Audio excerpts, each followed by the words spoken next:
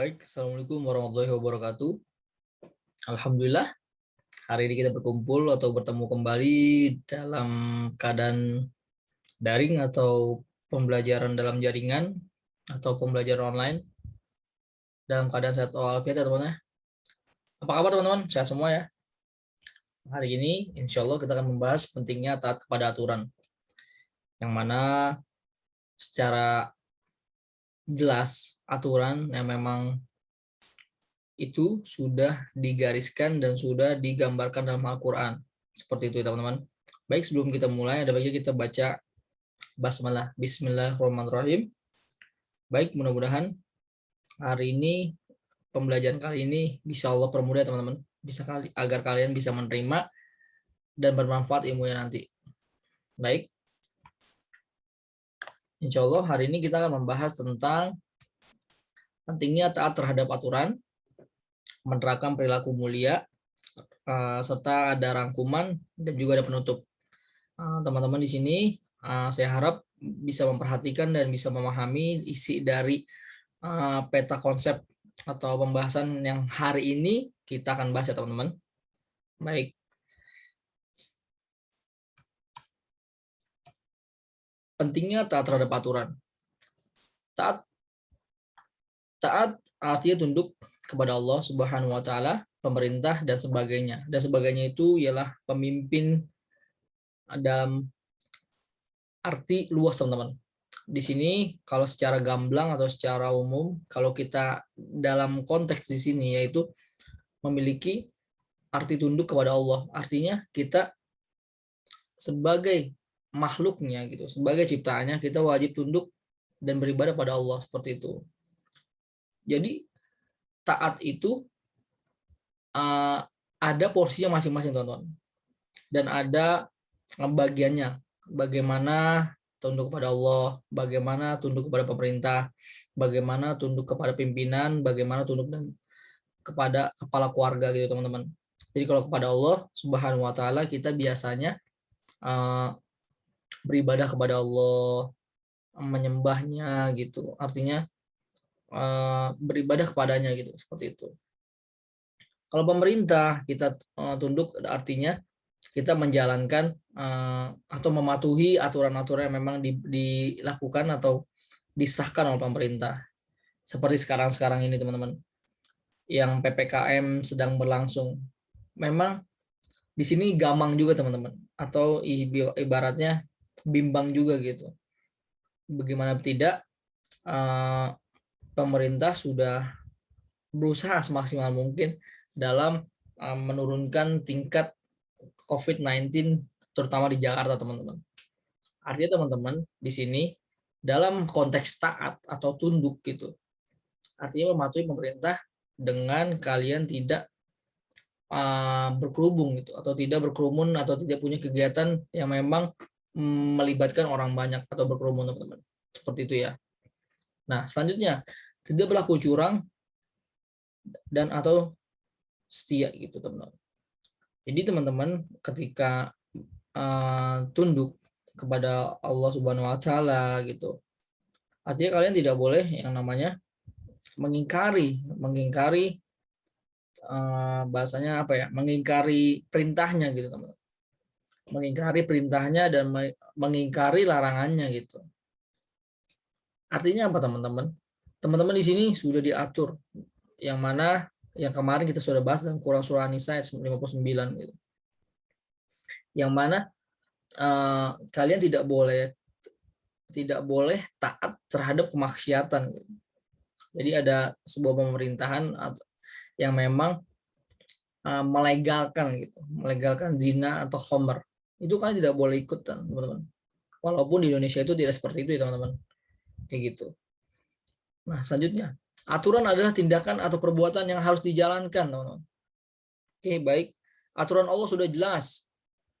Artinya kalian disuruh melakukan sholat atau mendirikan sholat gitu teman. Mendirikan sholat dan membayar zakat gitu.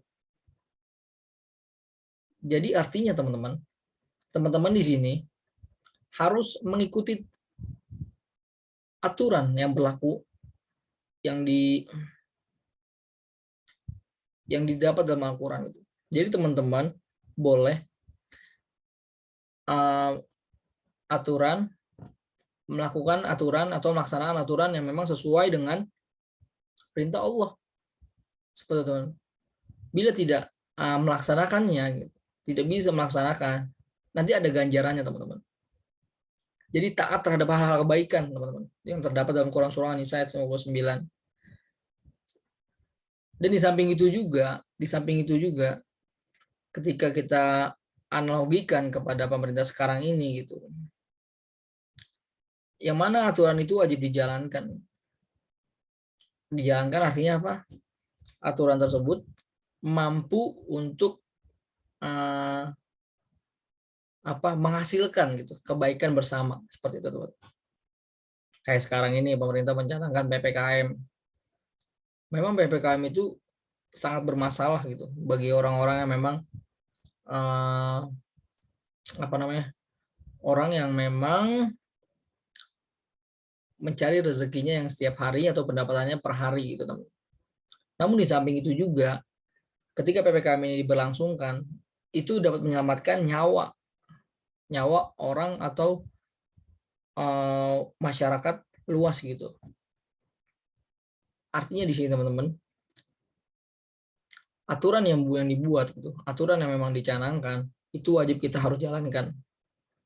Dan kita sebagai masyarakat atau masyarakat awam kita harus melaksanakan dan menjalankannya gitu. Walaupun memang agak berat hati gitu. Selanjutnya, taat pada aturan adalah sikap tunduk kepada tindakan atau perbuatannya telah dibuat baik oleh Allah Subhanahu wa taala, nabi, pemimpin atau yang lainnya. Seperti itu, teman.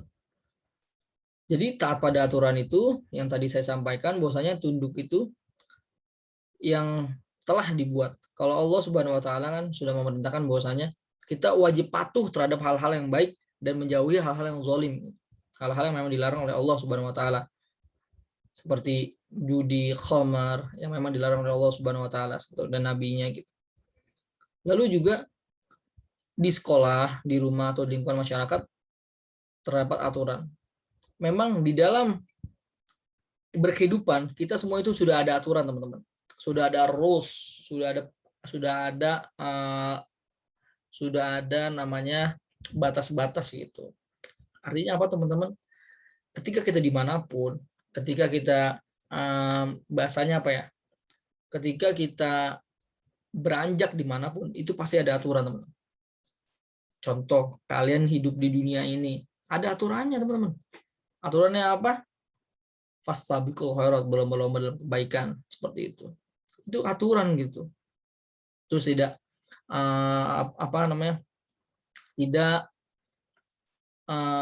tidak berbuat maksiat, tidak berbuat yang namanya mencelakakan orang lain. Seperti itu, teman-teman. Itu hidup di dunia. Nah, ketika kita dalam lingkup sekolah, kalian tidak boleh yang namanya bahasanya membantah aturan dari sekolah. Kayak contohnya di sekolah kalian itu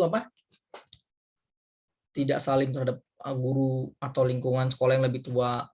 Terus kedua, kalian tidak patuh terhadap apa-apa yang memang terdapat dalam aturan sekolah.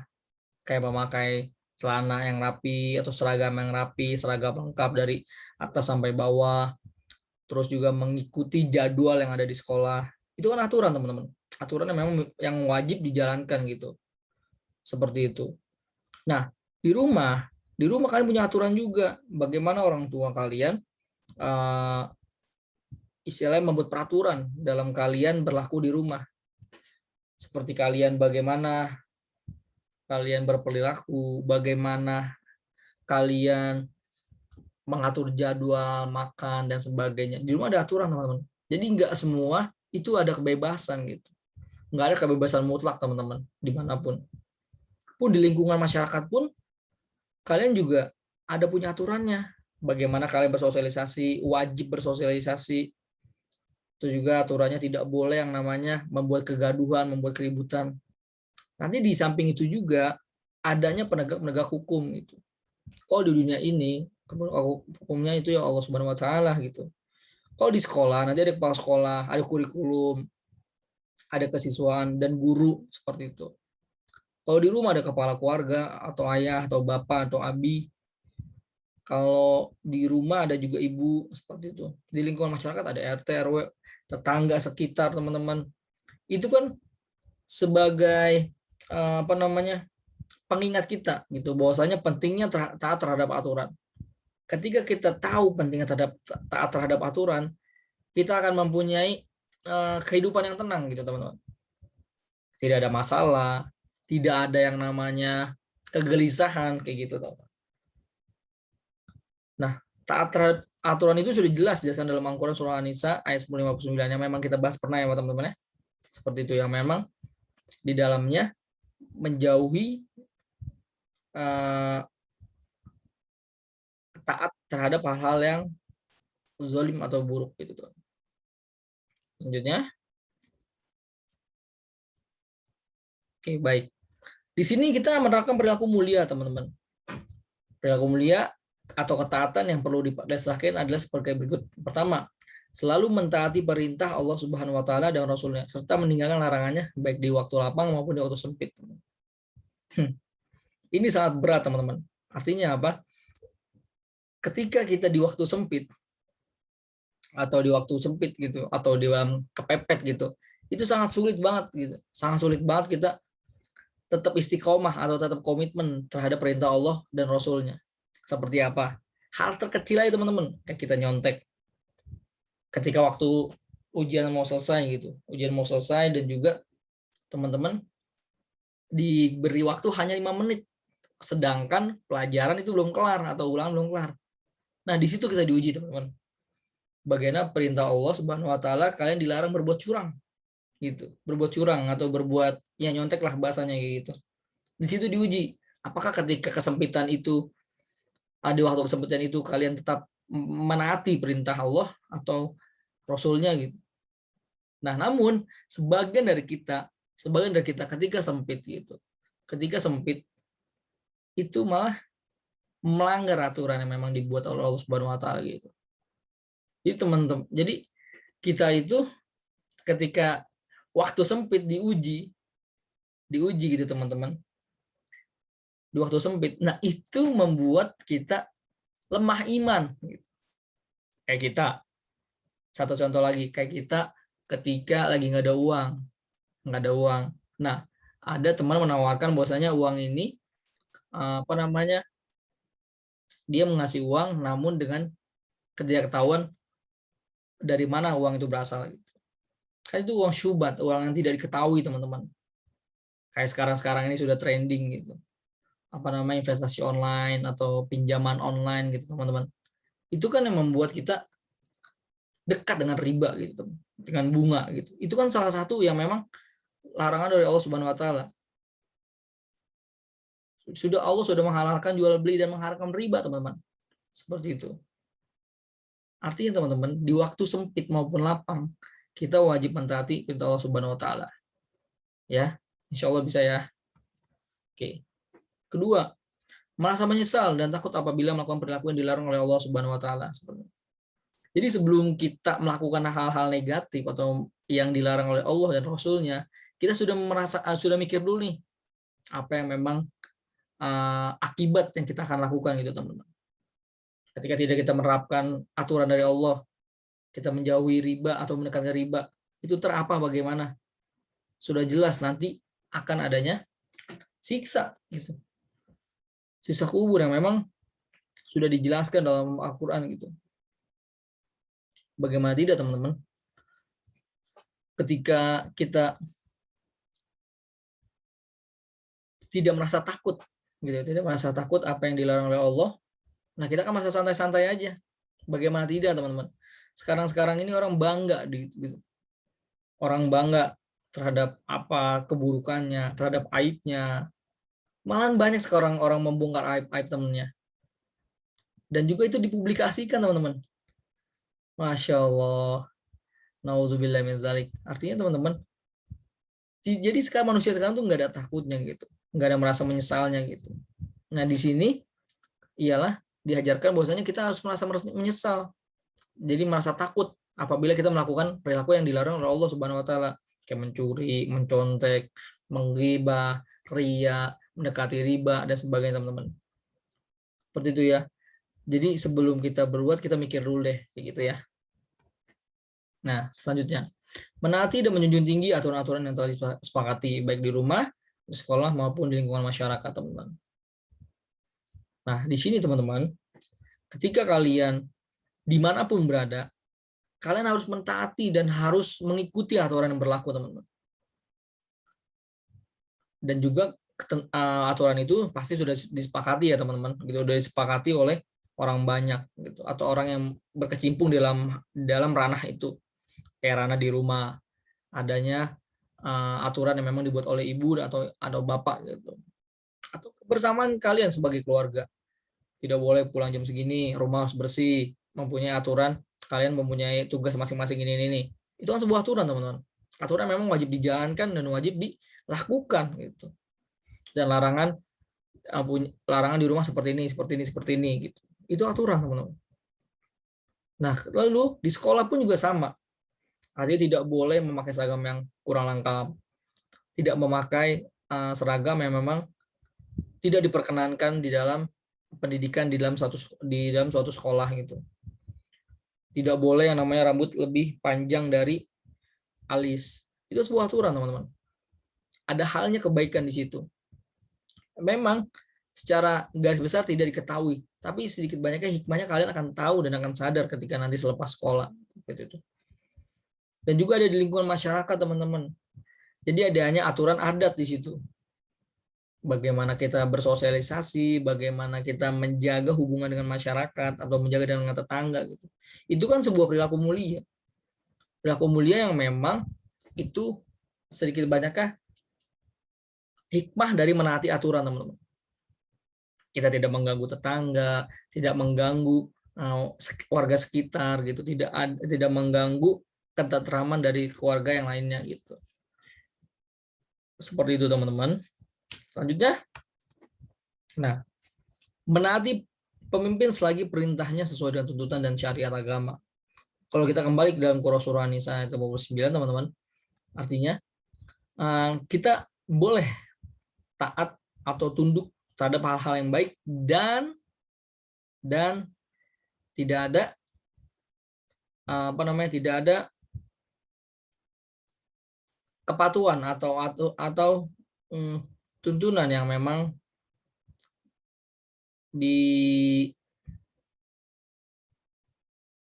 diwajibkan, gitu ya, atau tidak diwajibkan untuk patuh terhadap hal-hal yang zalim, gitu, atau hal yang kurang baik, kayak gitu, teman. Jadi pemimpin ketika sudah baik atau niatnya baik untuk kemaslahatan masyarakat atau umat atau orang banyak, gitu, kita wajib mentaati, teman-teman. Kita wajib mentaati bagaimana pemimpin itu sudah mempunyai data dan sudah mempunyai pertimbangan yang luas sebelum menentukan kebijakan. Seperti kita sekarang ini, teman-teman, ketika kita sambungan sekarang ini, ketika berlakunya PPKM, ketika berlakunya PPKM level sampai sekarang level 4 kalau nggak salah, gitu. Nah, secara nggak langsung, teman-teman, di situ pemimpin memikirkan bagaimana nyawa orang itu lebih berharga, gitu, teman-teman. Nyawa orang lebih berharga dan bagaimana mencegah, bahkan mencoba mengurai adanya kematian yang memang tinggi, angka COVID di Indonesia ini sekarang ini, gitu. Nah, makanya pemerintah mencanangkan PPKM walaupun tidak signifikan, tapi adanya progres, teman-teman. Progres itu artinya apa? Adanya penurunan kematian ketika pandemi melanda di Indonesia ini, teman-teman. Nah, ketika hal-hal baik pemimpin yang memang sudah dilakukan dengan sesuai syariat agama, gitu, dan juga sesuai dengan hal-hal baik dan menghasilkan maslahat kebaikan untuk umat, kita harus mengikuti, teman-teman. Walaupun agak berat bagi beberapa kalangan, seperti itu. Semoga Allah mudahkanlah, seperti itu. Selanjutnya, menolak dengan cara yang baik apabila pemimpin mengajak kepada maksiatan. Bila kita terdapat pemimpin yang memang mengajak kepada kemaksiatan, contoh ada yang menghalalkan khamar, Ada yang menghalalkan zina, teman-teman. Ada yang menghalalkan alat kontrasepsi, teman-teman. Bagi yang belum bernikah. Itu kan salah satu yang memang mengajak kepada kemaksiatan. Jadi teman-teman itu wajib menolak, teman. Wajib menolak dalam artian dengan hal-hal dengan cara yang baik. Cara baik apa? Yaitu tidak mengikuti, ya, tidak mengikuti aturan tersebut atau cuek saja gitu. Artinya teman-teman di sini mencoba untuk menolak secara baik atau dengan cara baik, tidak mengikuti programnya atau tidak mengikuti aturannya itu tidak apa-apa, teman-teman.